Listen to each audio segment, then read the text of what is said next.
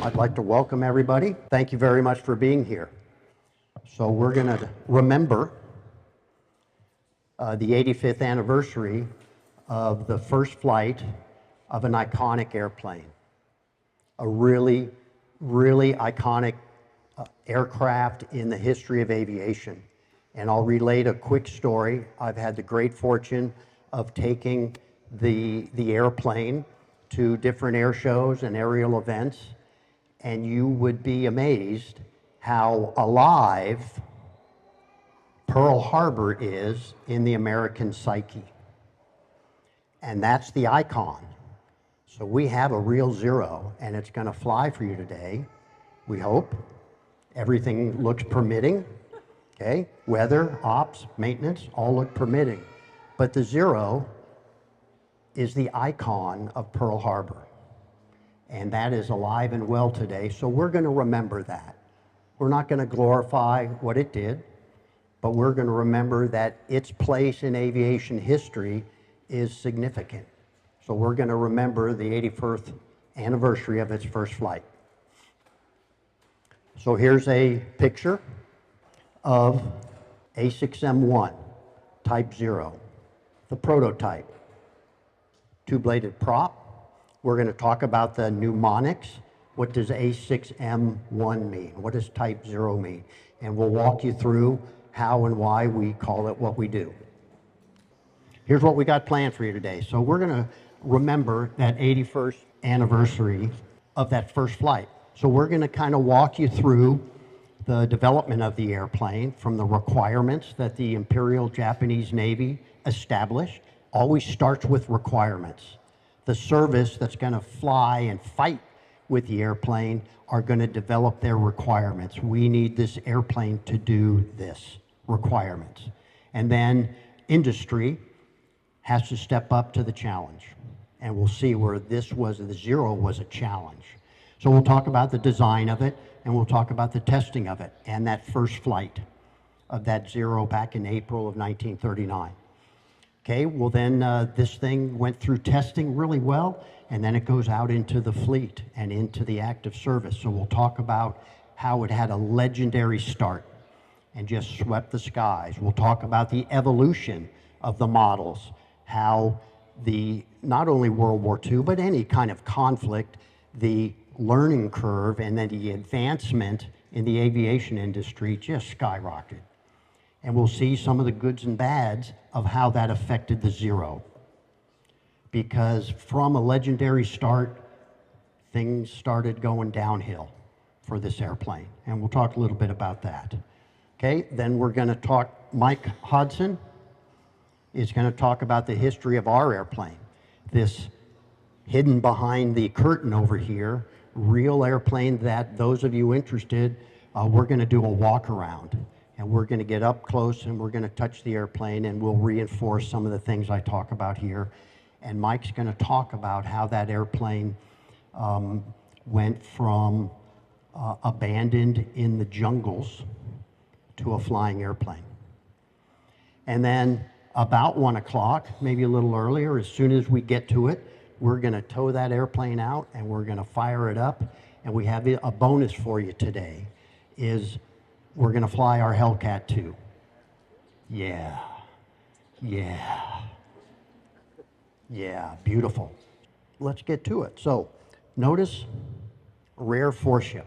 So a typical combat formation of zeros was a three-ship. And they flew in a Vic. That means the leader's up front with the two wingmen on his wing. And one of the main reasons they did that was because especially through the middle of the war, their radios were really poor. And they decided that let's not even use them. In fact, the mast, you see the mast? They're just behind the canopy. That's there just to get the aerial. Remember, we're talking 1940. They don't have great antennas. They had those aerials. And that's all that mast did was connect the aerial to the top of the tail. Well, because their radios were so poor and they stopped using them, sometimes they just did a field mod and got rid of that aerial, just chopped it right off. Don't need it, it's not helping us. So they would go into combat and fight with visual signals. And they knew they had their training, they had their tactics, and they would do visual signals to fight. So back to those requirements, right? We start with requirements, and the service, IJN, Imperial Japanese Navy, in 1937, they gave industry a task to produce this airplane. So just, right, they called it the 12th carrier-based fighter, 12 being the 12th year of the current emperor's reign. So you'll see they tie their labeling of their airplanes to their country's history and their leader. So here's what this is, very interesting. This is the predecessor. So we've talked about the A6M, that's R0. So there's the predecessor, the A5M, Claude. Notice, fixed landing gear, open cockpit. That was here's an advance, and the Germans were doing it too. This is late 30s. Notice how it's not a biplane. That's kind of important in the history and the evolution of these airplanes. So greater than 300 miles an hour, a super long range, 1,100 miles for a carrier-based fighter, that's revolutionary. And it's unheard of for a carrier-based fighter. This is a foot stomper. The wingspan has to be less than 39 feet. So it will fit on an aircraft carrier's elevators and go up and down from the hangar deck to the flight deck. Direction finding equipment, why? That is one big lake that they were flying over, okay? And the dogfight. So they did have their Claudes in China, Manchuria, fighting against the Chinese, and so they're learning lessons, combat lessons. So the Navy said, we need this new airplane to turn and perform better than the Claude, right? And what do I mean by better? I like to equate it to a dinner plate. When you talk about a fighter and fighter versus fighter performance, you want turn rate and turn radius. So think about a dinner plate. I want a small plate and I want to run around it. And I'm hoping my enemy has a bigger plate and he walks around it. Turn rate, turn radius. So Nakajima, Mitsubishi and Nakajima were two, not the only ones, but two of the main manufacturers producing combat airplanes for the Japanese Defense Forces. Nakajima said, we can't build that airplane. Those requirements are too stiff. It's unrealistic, and they tapped out. Mitsubishi said, we think we can build it. So there's your design team. Sorry for the small picture. The man in the middle is the legendary Hiro Horikoshi, who was the team chief, led the team that designed and built the Zero. So you can just kind of read. I won't go through all of these. I'll touch some of them. But the critical design factors that went into the manufacture of this airplane. Yeah, low wing, that was not new for them, but it was new for some countries, making the transition from biplanes to monoplanes. Enclosed cockpit, what did the Claude have? An open cockpit. Retractable landing gear. The Zero was good and bad, right? The fuselage and the wing was one piece. So that helped with, look at this design philosophy on the bottom. So that was one thing that drove the design team to meet those requirements. We have to make it light and keep it light. They succeeded, and as you'll see, that really helped in that legendary start, but it came back to bite them. Okay, so the one piece, it reduced the weight, but it was harder to manufacture. And what were they about to come up against? John Lowe and mass production. What did the United States of America do? Holy mackerel, production. Here's one of those things when we walk around it, you won't be able to see it, but the wing, you know, the wing design and shape and all that stuff, when you talk about aerodynamics, that wing has to produce lift. And it has to produce enough lift to fly the airplane, and every airplane has a stall speed. That point where, as I slow down, and I'm going this way with the airplane, right? And this is the relative wind. That angle of attack, that wing is no longer producing enough lift to hold the weight of the airplane. So the wing will stall. Well, the wingtips stall first. So what Mitsubishi did, and I'm going to exaggerate, out as the wings going out to the wingtips, they twisted them forward. In essence, giving the wing more angle of attack and more lift at slower speeds. We won't be able to see it, but they designed that in. Heavy firepower. I talked about the bullets over here. That 20 millimeter at the start of the war, late 30s, right? Or into the early 40s, that is heavy, heavy firepower to any airplane all through the war. As we advance in our airplanes, the 7.7 millimeter, that's about a 30 caliber for you hunters out there. You know, that's kind of plinking.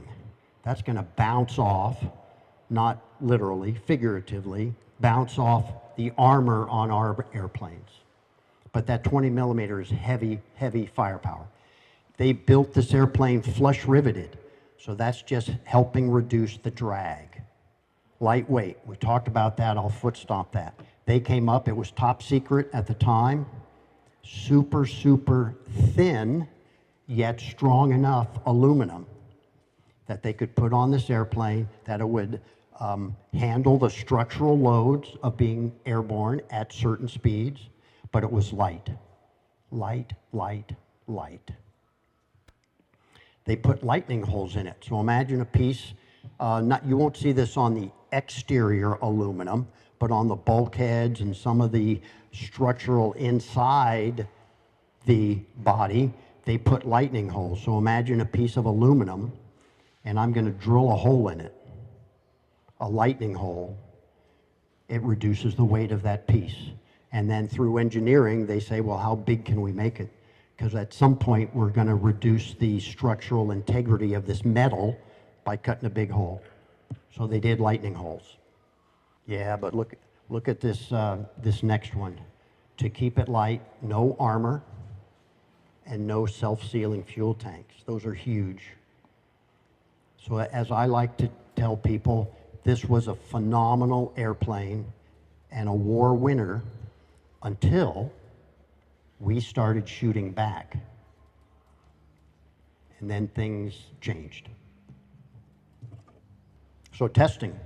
This is a modern day Google Maps. There's Nagoya.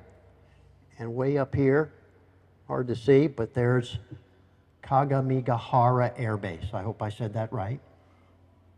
And that's where, on the 1st of April of 1939, Mitsubishi, their plant is much further down here in Nagoya, and they had to, they had poor roads, so did we in 1939. They had to crate up their airplanes and cart them on dirt roads to the airbase up there. And they had to do that all through the war. Okay, so here's a mock-up. There's the two-bladed prop. Okay, it does not have folding wingtips. We'll get to that. It doesn't have weapons. That's just the prototype.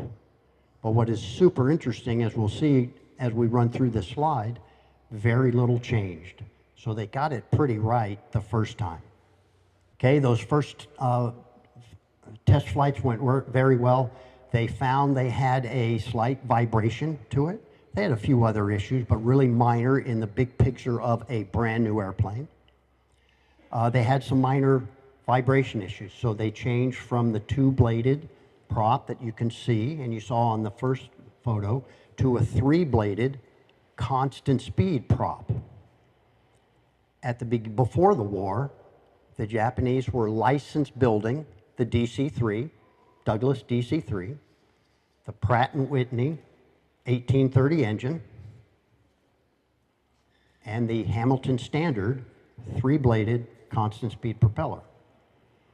So they kept building that kind of propeller and put it on this airplane. The vibration went away. That was the main and only main change that they had to make to the airplane. Okay, it went really well. They built a second prototype. Everything went well. So in September, that's a fairly quick turnaround from Mitsubishi testing to Japanese Navy testing.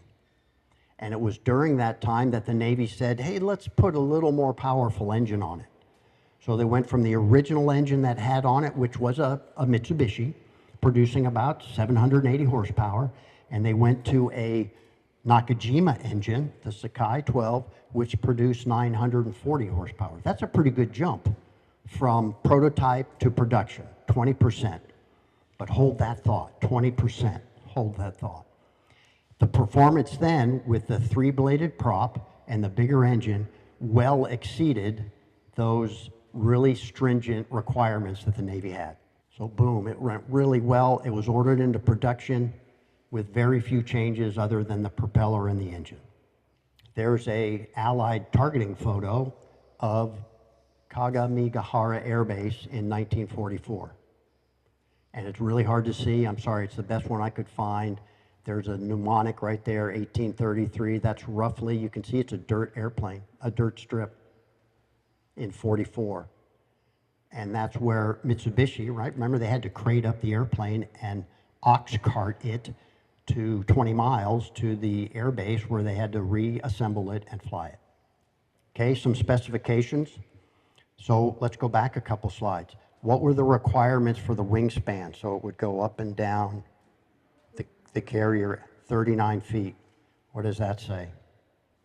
The wingspan is 39.4. Oops. Oops. But as we'll see, with these cool folding wingtips, the pilot said, don't you dare change that wing. This thing, remember my dinner plates? These test pilots, the Mitsubishi and the Navy test pilots said, but you have given me a tiny dinner plate and I can run around it. Don't you dare change that wing. So they didn't.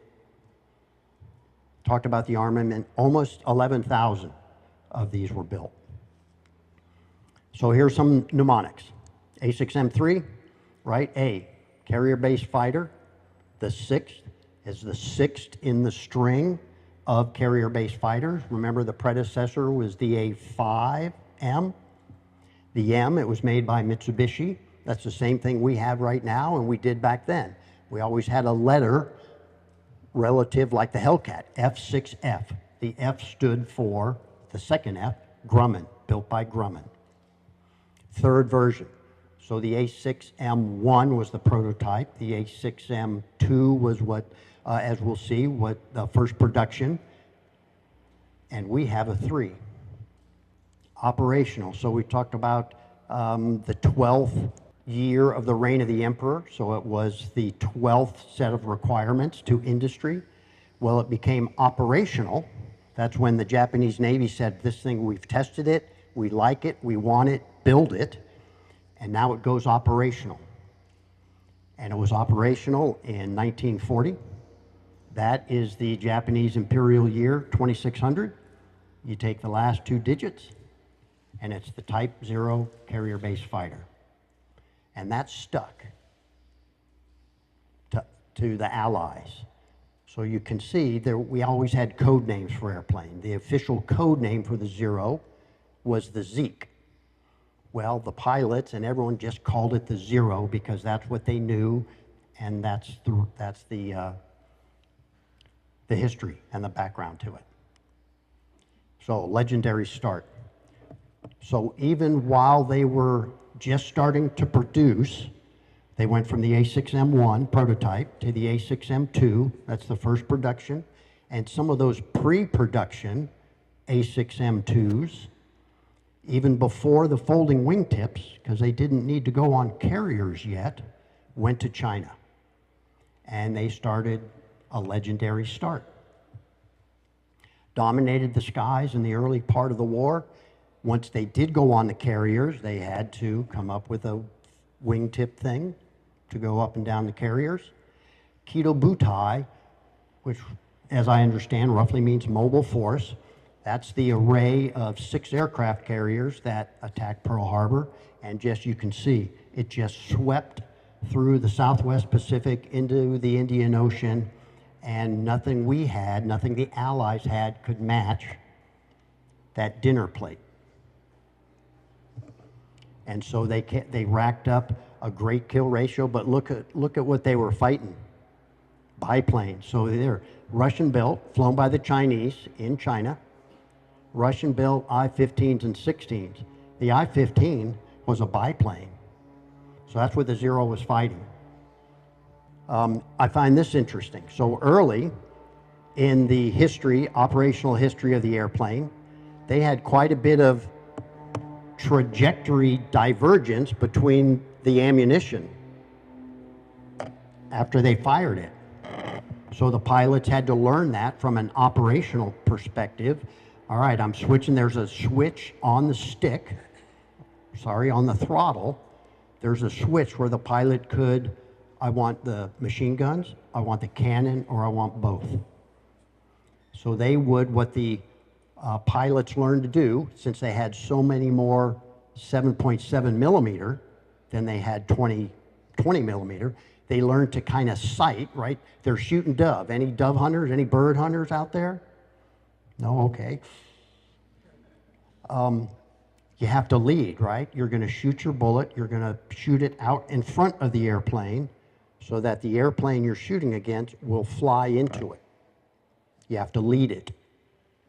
So they would sight in with their 7.7 millimeter, then switch to the cannon, have to make a minor adjustment because of the extra drop of the 20 millimeter, and then let go. And they learned how to do that very effectively, obviously. Okay, let's run through these models, and then we'll start talking about where the airplane went from a legendary start. So the models, you can see that the first digit is the airframe, and the second one is the engine. If they made changes, they changed the mnemonic of the model number. So we've talked a lot about the prototype. Started with a 2-bladed propeller. They went to 3-blade because of the vibration. Then they went to the A6M2, model 21. So they kept that airframe and wing. They just put folding wingtips on it so it would go up and down the carrier. But the same engine, the 940 horsepower Nakajima engine. There it is. And that would have been the main model of the Zero that was in the fleet during Pearl Harbor and Wake Island and the early part of the Philippines, right? So that first month and and most of the way into the middle of 42, the Model 21. So now Mitsubishi is continuing to advance, as is everybody in the aviation engineering world. So they go to the A6M3. So now they change the wing and they clip it. They clip the wings and they put a bigger engine on it. More horsepower. What does a combat pilot want all the time? More horsepower. Okay, and the pilots didn't like it because that beautiful wing, light airplane, a lot of area on the wing to lift that light weight means its stall speed is very slow. So any square foot of wing doesn't have to lift much. So it stalls at a slow speed, which means it can fight at a slow speed. So the pilots love that. I've got that small dinner plate. Don't take my small dinner plate away. And when they put that bigger engine in, they had to take some fuel. The third fuel tank, they had 2 fuel tanks in the wings, And they had a third one in between the engine and the cockpit, the fuselage tank. To put that bigger engine in, they lost some of their fuel. So now they can't go quite as far as their empire is expanding in the Pacific, and they have a bigger dinner plate. And the pilots didn't like it. But now watch how the ebbs and flows and the fog and friction of war impact things. So Mitsubishi went, in essence, took a step backwards. Let's go back to the bigger wing.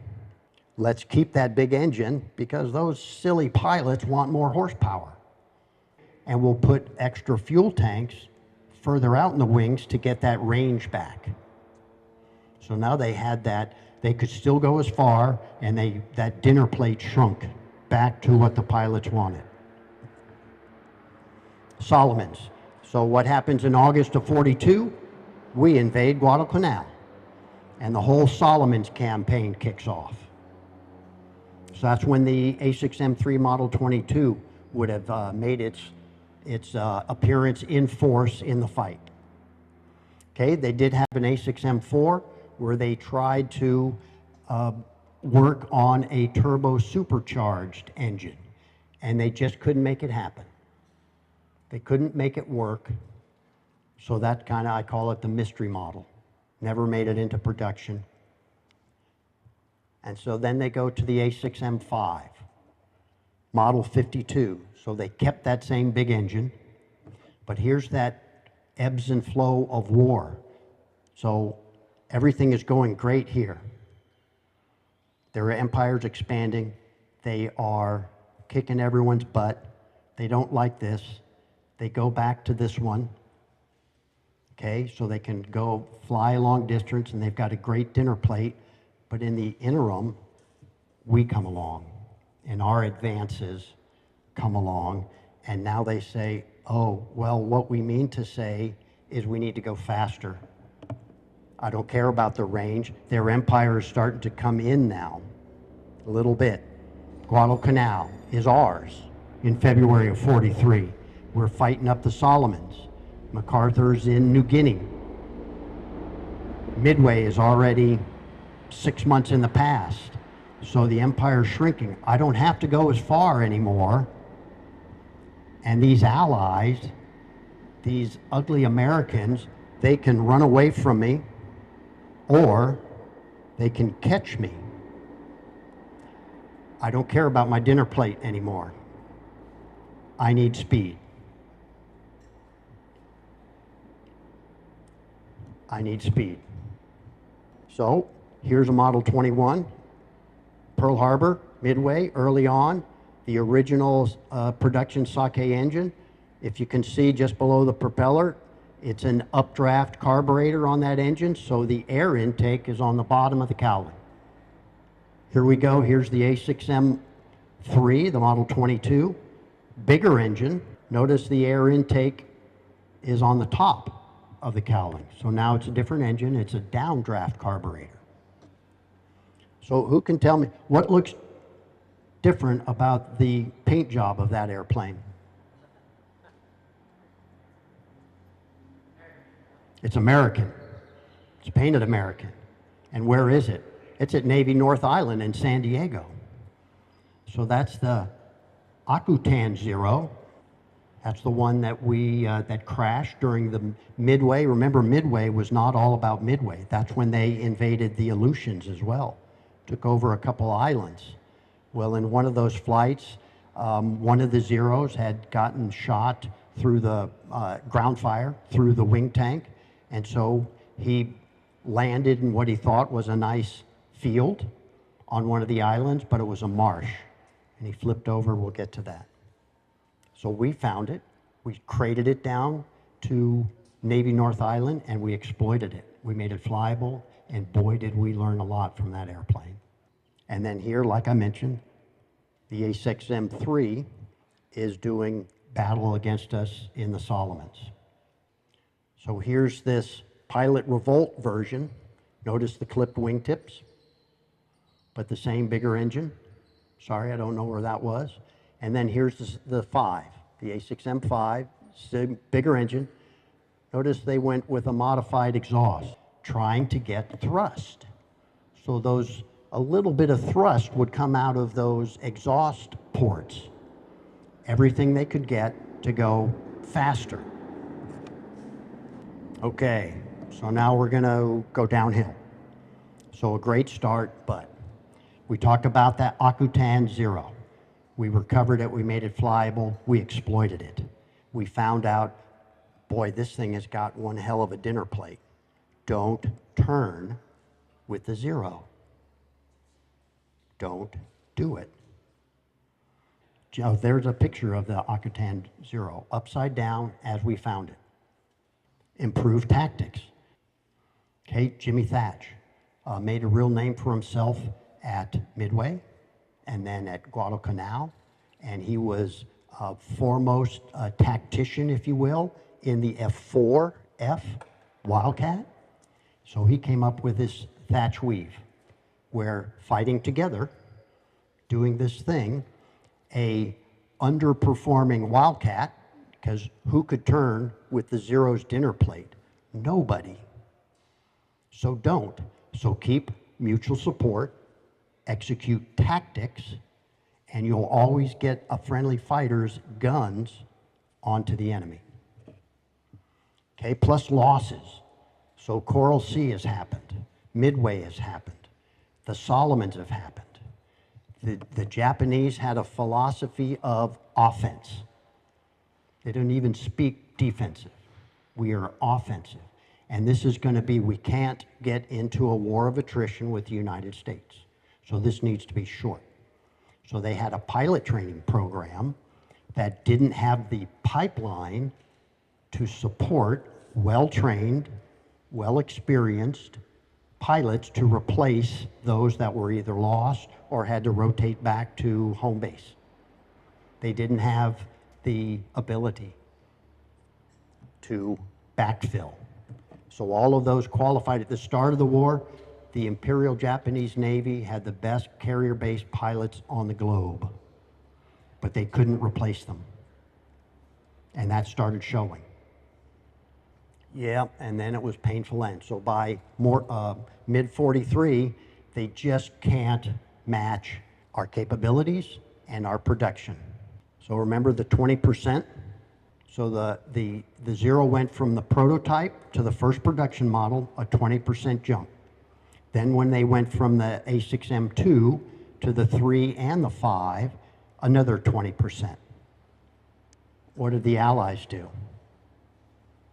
Can't match it. So I had a good question from Alan beforehand. Would that really have mattered with this fragile, relative to our airplanes, this fragile airframe of the Zero? Make it light, keep it light. That means it's fragile. Would a bigger engine really have made a difference? Yes. How? Acceleration, top speed. So that's where that pilot, combat pilot, wants more horsepower. It's not top speed. Yeah, that may help here, right? When the Allies are catching them, maybe that top speed, the Allies can't, or the Zero can catch it. But almost more important, and in my opinion, more important, is acceleration. I want to accelerate because I'm on my tiny dinner plate, but I'm at 130 knots. And boy, here come these 18 Hellcats, and they're doing 400 knots. Well, my little dinner plate helps me, but now I'm going to come out of it and I need to run away. I need to accelerate right now. Horsepower. All right, and oh boy, guess who joins in September of '43? The Hellcat. And it's kind of game over. Not just with capability of that airplane, but numbers. Because I'm serious, you know, it went from the Thatch Weave, a two-ship of F4Fs fighting these Zeros, to here are 18 Hellcats against 1 Zero. Okay, it's outdated. We had trouble, they had trouble with producing better, faster, more capable airplanes. much more difficult than we did. So the Zero stayed on the front lines. Okay, I think we probably have heard about the Marianas Turkey Shoot, which was in essence the end of the Japanese Navy, the aerial arm of the Japanese Navy. The Hellcat ended up racking up a 19-to-1 kill ratio, not all against the Zero. That was all of the enemy airplanes. And in the final, year of the war, the Zero, the older models, the 2s, right, they're outdated by 3s and 5s that are in the fleet, still have some 2s that have survived, and those become the kamikazes. Okay, so this is a gear swing of the Zero. Ours doing a gear swing might be of interest. I thought it might be.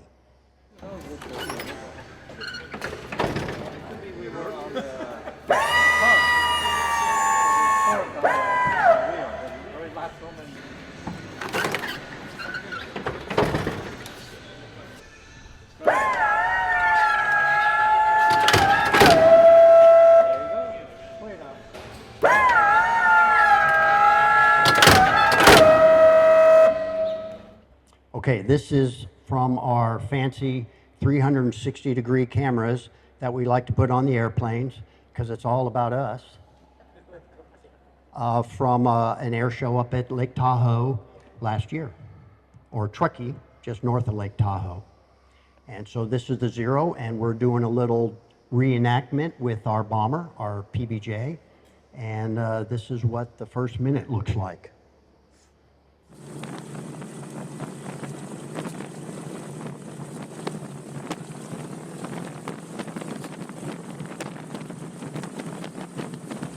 So keep your eye over here in this area, just above the ridge line. There'll be a little dot. Here he comes. So the Zero's just starting its takeoff roll. And watch the little dot get bigger.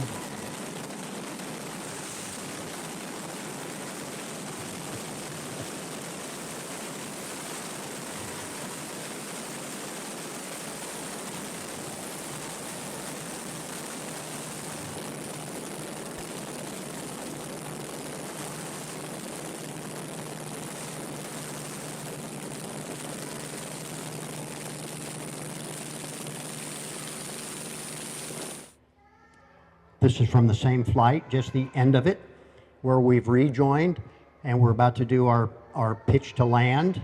And, a few seconds in, what I really like is look at the shadows on the ground.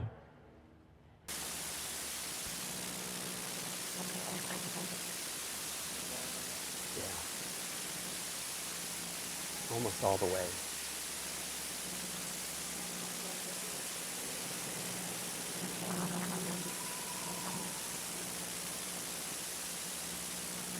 And this is our normal fighter and bomber pitch, where we come up what we call initial, the overhead, and the fighters on the wing will pitch up and over the bomber,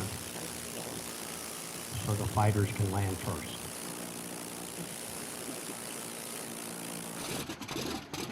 Okay, this is a couple years back. This is, yep, Jason's still back there. He's going to fly our Hellcat today. This is at Midland at the big CAF headquarters air show back a couple years. And we'll get to see the Zero and the Hellcat with a little more focused airborne photos of the airplane.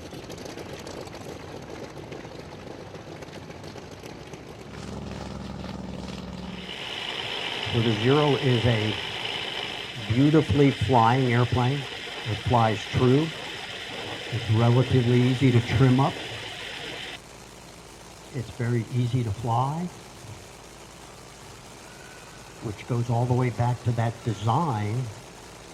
They built a good airplane, a really good airplane. Beautiful lines, sleek.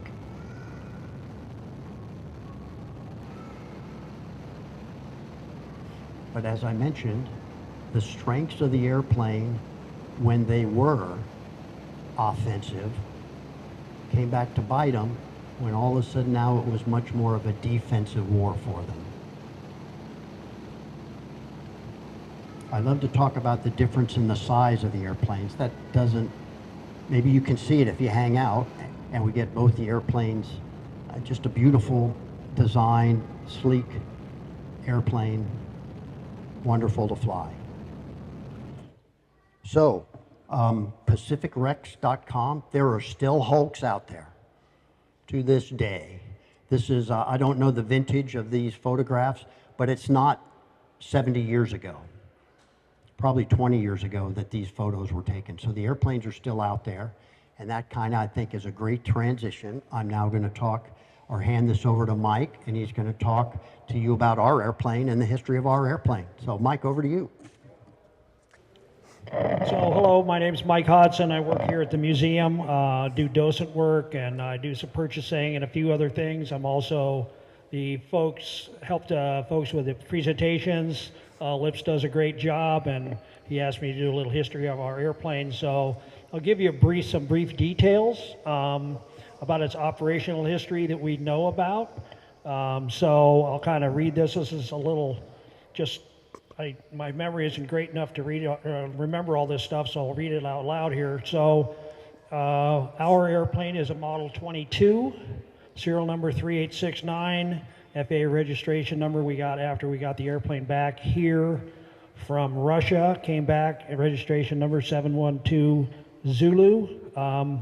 So we backtracked from the markings and the colors of the aircraft as to what did it do, where was it, what kind of operational history did it have. So we've ascertained this aircraft fought with the 3rd Air Group assigned to the 11th Air Fleet. That was depicted by the X on the tail and other markings on the vertical fin. This aircraft, per our research, joined the squadron between late September and October of 1941. So it was one of 45 A6M3s assigned to this group. So this was before Pearl Harbor, this airplane got activated. So December 6, 1941, the day before the Pearl Harbor attack, the 3rd Air Group is assigned an objective for the attack on the Philippines set for December the 8th, the day after Pearl Harbor. December 8th, first Manila area attack begins, consisting of 53 Zero fighters. So a big force went and attacked Manila. December 23rd, a few weeks later, the 3rd Air Group is able to move to the Davao Air Base on Mindanao in the Philippines. They had been advancing quite rapidly. Their offensive was going very well. They were advancing fast, overrunning everything in their path. So, excuse me. February 2nd, a couple months later, they moved to Balikpapan, and the pronunciation, I'm sorry, is terrible. So they're making preparations for the attacks on eastern Java. Then in the middle of February, the group dispersed through fast moves to various islands. 3rd Air Group participated in many attacks, supporting the fast-moving invasion forces. They weren't seeing much opposition at that point in the war, so they were able to move quite rapidly. February 23rd, main group moves from Bhutan Airfield on Kupang. Following the capture of the base, they fully established the base in March of 42, and were assisting in ground attacks against Allied resistance on Bali. So they also participated in an American seaplane tender attack, the USS Langley, that was carrying a load of P-40s. These planes were on their way to Philippines before Pearl Harbor. On March 3rd, 1942, 17 fighters undertook a long-range mission from Kupang to attack Broome and Winden in northern Australia. They catch one B-24 taking off, plus a bunch of Dutch flying boats on the water. All the flying boats were destroyed by gunfire from the Zeros. They also destroyed 2 B-17s, 2 B-24s, and 2 Hudsons. November 1st, 1942, the last major operation of Air Group 3 included a fighter escort for a naval convoy to Lae. Section of the group was also dispatched to Babo. Most likely our Zero was destroyed not long after the move to Babo. It was located on Babo in the 90s. November 1st, the 3rd Air Group is renamed Air Group 202. Tail designator X2 is assigned, but many of the aircraft are not repainted due to operational challenges. They really didn't have time to repaint many airplanes. They were too busy fighting trying to win the war in the Pacific, so they didn't do a lot of cosmetic repairs. So there are only paint markings on the airplane depicting its squadron info. Most of the serial numbers and data plates were picked over and removed by souvenir hunters. So we've had to go back through records, we've had to go through paint, through markings, do some interpolation, extrapolation, etc., to try and figure out what the history of the R0 was.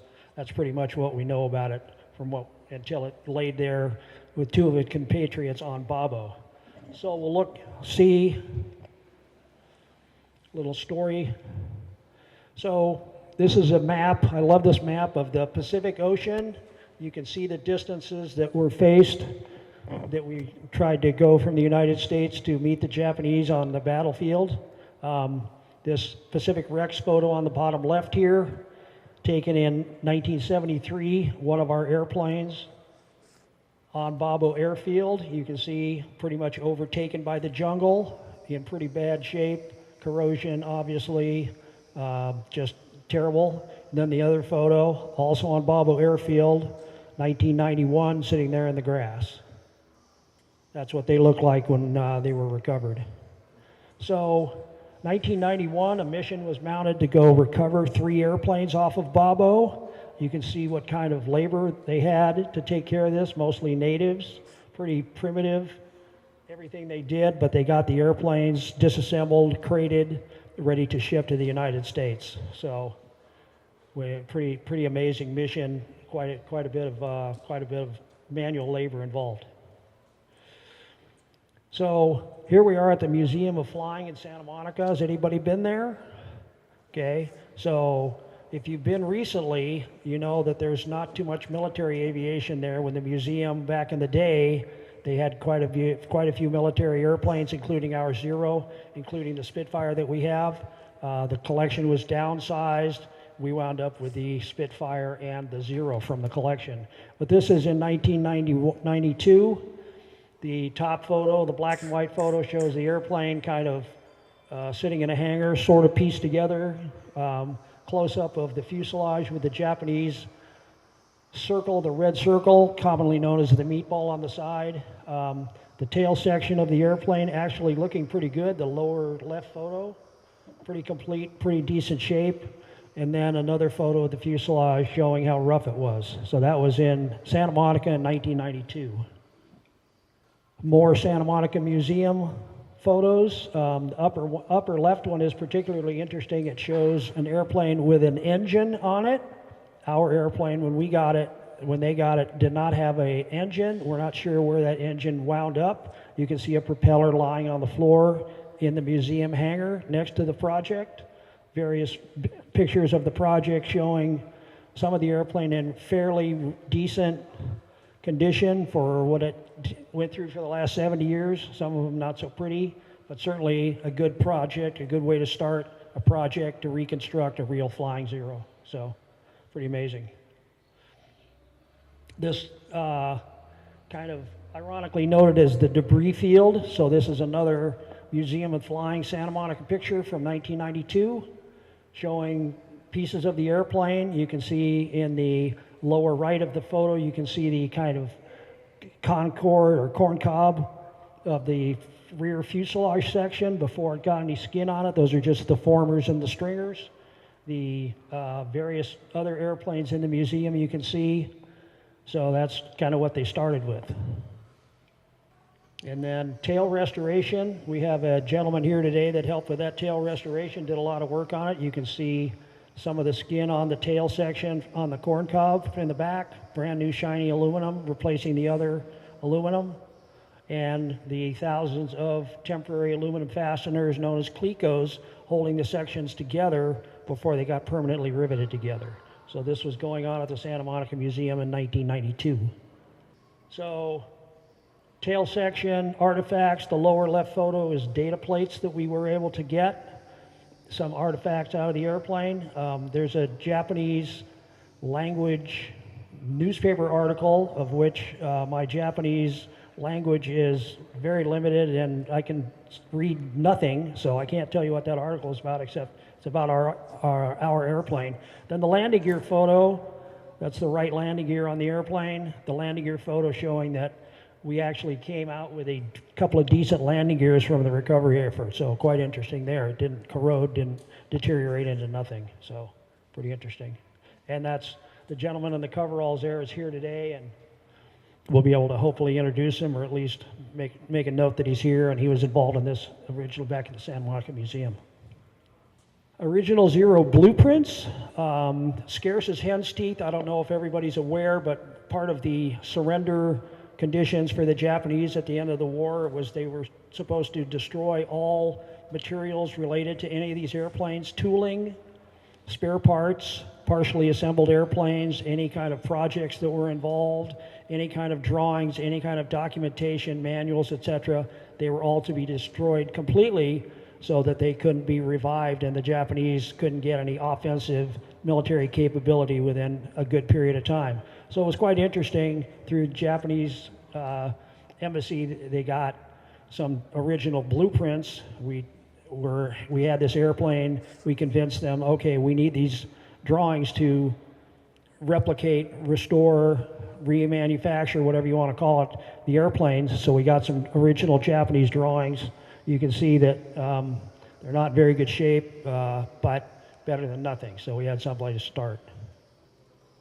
So what happened next? Okay, so we were partially involved, partially finished. When I say we, the Santa Monica Museum of Flying was partially finished, partially completed, just starting on the restoration of these airplanes in 1992, and then it became prohibitively expensive, time-consuming, became way too much of a project for the museum, so the airplane projects were shipped to Russia, where the Russians took the 3 airplane projects and wound up making 3 flying airplanes out of them. And people say, okay, why would you go to Russia to restore these airplanes?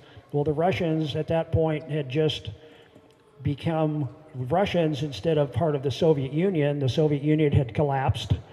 The Russians were, as every one of the Eastern Bloc countries, they were desperate for Western currency, so they were looking for some kind of income in something other than rubles.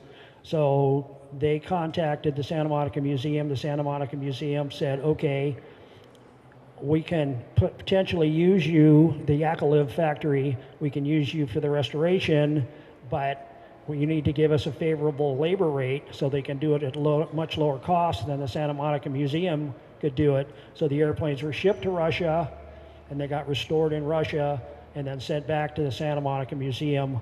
Eventually one of them got kept by the museum, the other 2 got sold. One wound up in Seattle and the other one was purchased by a Japanese gentleman. So this is some pictures of the Yakovlev factory when the airplanes were being restored. So it's a little hard to pick out. In the top photo, the silver fuselage we believe is one of the Zeros. The other 2 fuselages, I'm not sure. And then the lower photos, again, restoration, fuselage, wingtips, et cetera, et cetera. So they went to Russia and came back in 1997. So that's the history of our Zero. We have as we said, a flying Zero that we're going to show you today. So we're very proud of that. One of 5 flying Zeros in the world. So very unusual, interesting airplane. I love the folding wingtips. People always say, why bother? Well, the aircraft carrier elevators were small, so we had to make the wingspans small to fit on the elevators. So, okay, so if we want to, shall we proceed to the walk around? Q&A. Okay. Back to lips. So some of the references used to put that history back together. Bill Carbone there is the gentleman you saw in the overcoat who started there he is back there. Billy, please, take a bow.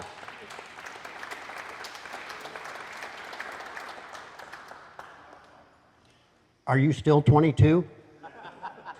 Okay. How about that photograph of our beautiful airplane? Yeah, great. Okay, so what we want to do, Mike, don't go too far. We want to open it up to Q&A, and let's open it up. So if you have kind of a question about the type, I think I'll take that. A question about the history of our particular airplane, and maybe Mike will take that. So Mike will make something up. Okay, so fire away. Questions, please. What was the time span in like months or days, or how long did it take to actually make a whole airplane? Boy, that's a great question. Can you hear me on the handheld? Yeah. So the question is, how long would it take them to build an airplane from starting, the first day of starting a new airplane, how long until it was carted up to the air base to be put back together and flown? That's a great question. I don't have an answer. So I'll try and add that to my repertoire of information on the airplane. That is a good question. I'll spitball 4 months. We'll just make 4 months. Okay, so Now they had a production capability, so it's not like start one, 4 months later, they're at the same time. Yes, yes, yes. 11,000 divided by 52 months or whatever it is, and yeah, talk about spitball. There you go. So they do 11,000 and I think it was 11,000 was the production number, right? Total? Just under 11,000 total, Okay. and that was in 6 years of production, because they produced them all the way through the end of the war. Okay. 2,000 a year, approximately, round numbers. 2,000 a year. 2,000 a year. It brings up a point I was going to make and forgot. So remember at the requirements, Nakajima said we can't build that airplane. Tap out. So as they kicked off the production, by the time they got to the A6M3,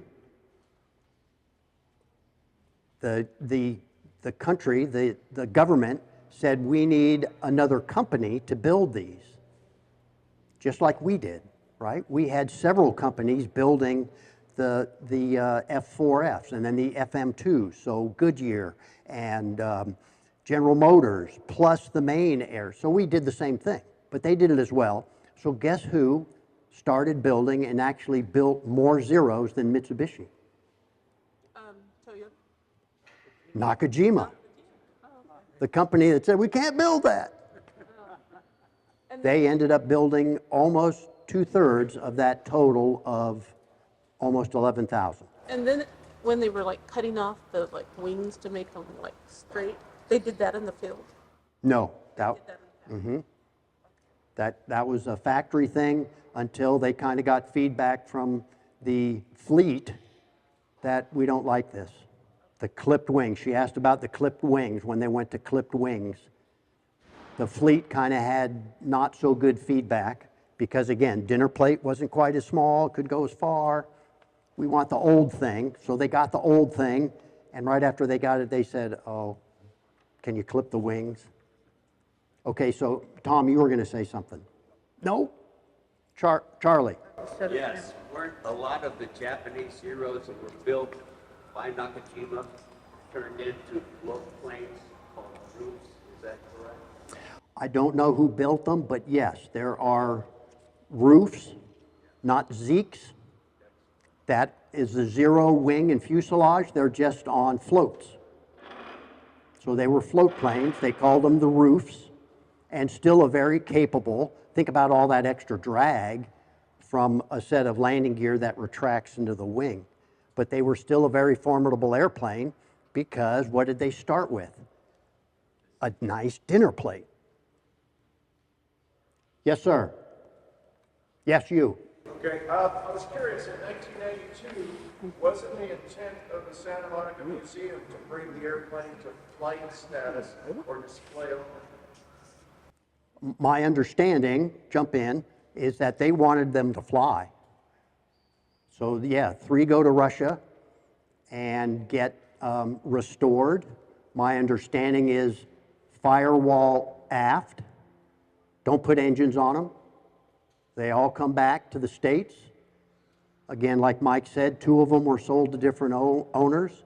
All 3 of the owners, one of them being Santa Monica Museum, put Pratt & Whitney engines on it. So you're stealing my thunder a little bit. I was going to talk about that in the walk around. But all 3 of them, I kind of call them sisters, 3 Hulks come out, 3 Hulks get restored in Russia, 3 almost flying airplanes come back, Pratt & Whitney engines on it. The bottom line, they're a better engine than the Nakajima. And more availability of parts, more availability of people who know how to work on them. So from a flying them in the States in the mid-90s perspective and the safety of flying, it just seemed to be more sense to put Pratts on them. But to answer your question, my understanding is from the initial intent of pulling those things out of the jungle, they were to be flying airplanes. Ron. Production figures, one of the things I have, at the very best, factories were able to crank out like 250 to 290 airplanes a month. So that judged near 2,000 somewhere around there. As opposed to what we were cranking out in the United States by hundreds of thousands of airplanes. They couldn't. No way they could. Okay, great. So let's try and do some math and answer the question, right? Because that's a great foundation. Okay, they're producing 250 to 290 a month. That means they're put back together. They fly, and here you go, Navy. Well, backing that up, how long from when they they pull the first piece of aluminum off of the shelf and start molding it into an airplane until that point where it flies and they give it to the Navy? I'm sticking to my 4 months.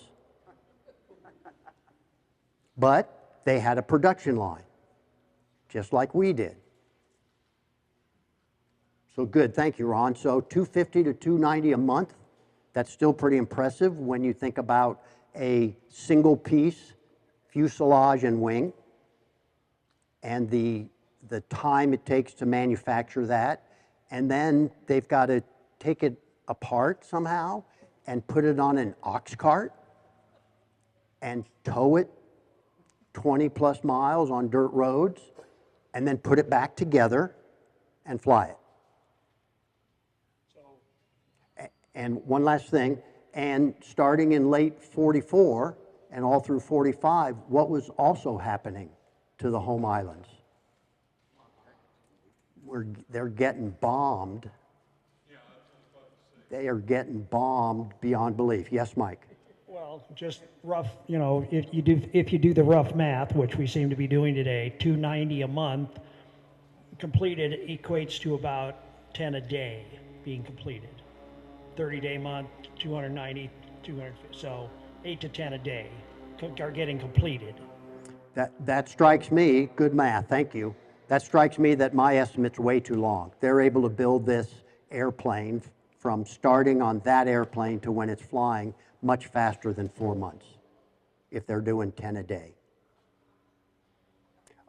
Did I answer your question back there? Okay. Yes, Dave? When they put in the folding wingtips, did it change the stall speed? No. The question, when they added the folding wingtips, did it change the stall speed? No, it didn't, which is another piece of great engineering, that they were able to keep that wing twist right out there on the wing tip and still save themselves 18 to 20 inches on each side of the wingspan and keep the performance of the airplane. And it's an ingenious little thing. I had up on one of my slides, I got to make it light and I got to keep it light, or it won't give me the requirements the Navy needed.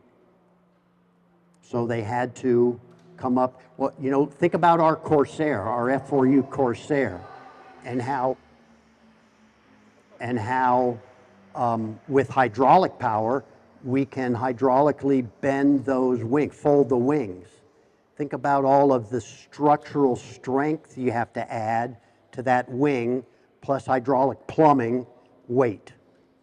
So they have this ingenious little thing, and those of you who walk around with me will do that. We'll show you this ingenious little thing. I'll be right with you, Alan. Yes, sir.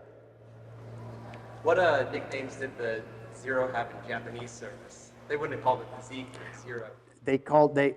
I can't pronounce the long name, but they abbreviated it to Rysen, REI-SEN, the Rysen. Or zero sen, I've seen that as well. So the question was, what did the Japanese call the airplane? Rysen, R-E-I-S-E-N, Rysen. Yes, Alan? Is the Nakajima engine a copy or not of American design? You want to get me in trouble. The question was the Nakajima a copy of our Pratt 1830? Do we have any engineers in the audience? Are you an engineer? Well, I've looked up this exact question. Okay, well, I could answer it first because I got the chalk. My understanding, no. I'm going to go back to one of those aerial events where I talked about how Pearl Harbor is alive in the psyche of Americans and how that's the icon of that event. Well, I, at the time, thought that yes, they reverse engineered the Pratt & Whitney 1830 to make their Nakajima Sakai engine. And I had an engineer in the audience, and he ripped me a new one. He said, we don't know that. It's a myth. More probably, the Japanese used the engineering standards of the day. Radial engine, 9 cylinders, was not new by the late 30s. 2 rows of 7 cylinders, 14 total, was not new. So I think they just used their engineering standards. Were they building the 1830, that engine? Yes, they were. All right, you ready for the what if, comma, or semicolon? The 1830 fits on the Nakajima engine mount.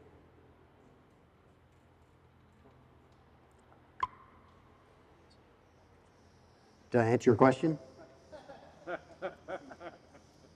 Or When they started making engines, they got their start licensed manufacturing a British radial with like 5 cylinders, but that was like a 1928 design. So as far as I could find, it was mostly an organic development. okay, so they were already building it even before the Pratt. Licensed building the Pratt. Even before that, they were building radial engines. So we need an engine that produces this kind of horsepower to give us these performance specs. We know this, we know that. Here's the Nakajima. Engineering standards of the day. Yes, young man. You mentioned that there was 5 active flying zeros. Has there ever been a reunion of all the flying zeros together? And if not, have there been any all together? Great. The question was, you know, we talked about, we think there are 5 flying zeros in the world. Real zeros, not T6 modified. 5 real zeros flying, and has there ever been a reunion? I don't know if all 5 have ever been together. I know Jason got to fly with 3. He flew with ours. He flew with, remember the 3 sisters? One of them was bought by a Japanese American, that one. And then Chino, the Planes of Fame Museum in Chino, they have a 5, A6M5 with the original Nakajima, and that flew. So ours, Masa's, and the Planes of Fame flew together at an air show at Chino several years back, and Jason got to fly in that. But I don't know if all 5 have been together.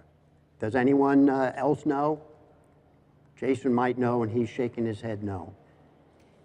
So thank you very much. I really appreciate. Thanks for hanging in there when we did our 2-week jump from 2 weeks ago to today. How many people knew that? Not many. Okay, so thanks for being here. So give me 5 minutes and rejoin those interested in front of the Zeros engine, and we're going to touch an icon. Thank you.